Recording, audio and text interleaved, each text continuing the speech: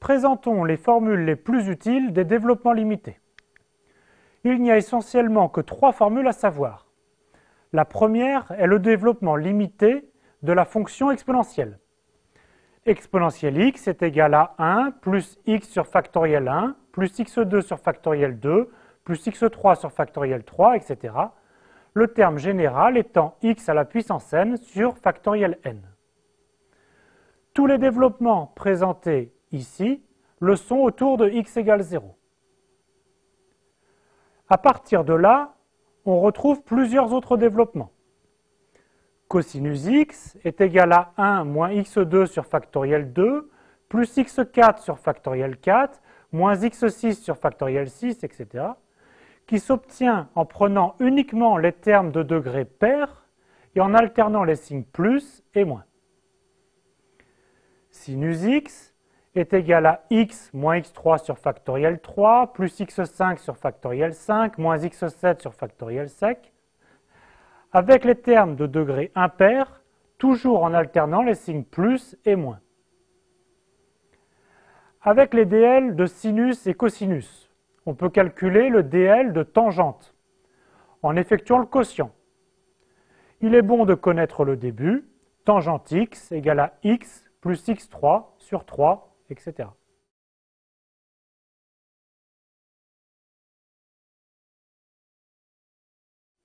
Repartons du développement limité d'exponentielle.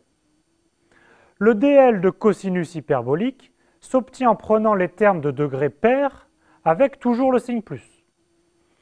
Le dl de sinus hyperbolique avec les termes de degrés impairs. Par quotient, on en déduit aussi le dl de tangente hyperbolique.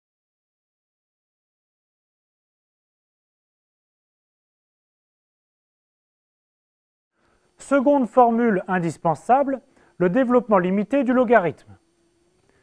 Logarithme de 1 plus x égale à x moins x2 sur 2 plus x3 sur 3 moins x4 sur 4, etc. Le terme général étant moins 1 à la puissance n-1 multiplié par x à la puissance n sur n. Faites bien attention aux signes.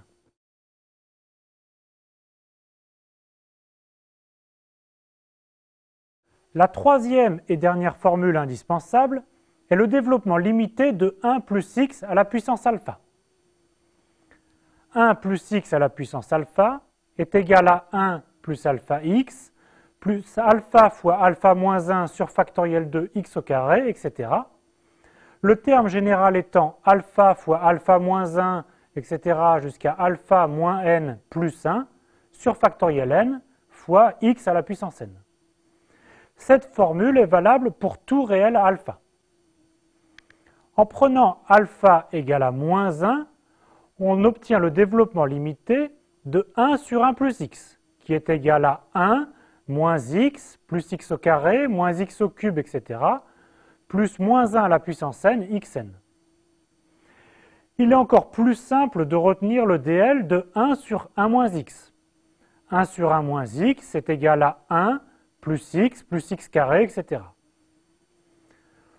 Pour alpha égale à 1 demi, on obtient le dl de racine de 1 plus x, qui commence par 1 plus x sur 2 moins 1 huitième de x au carré, etc. Enfin, pour alpha égale à moins 1 demi, on obtient le dl de 1 sur racine de 1 plus x.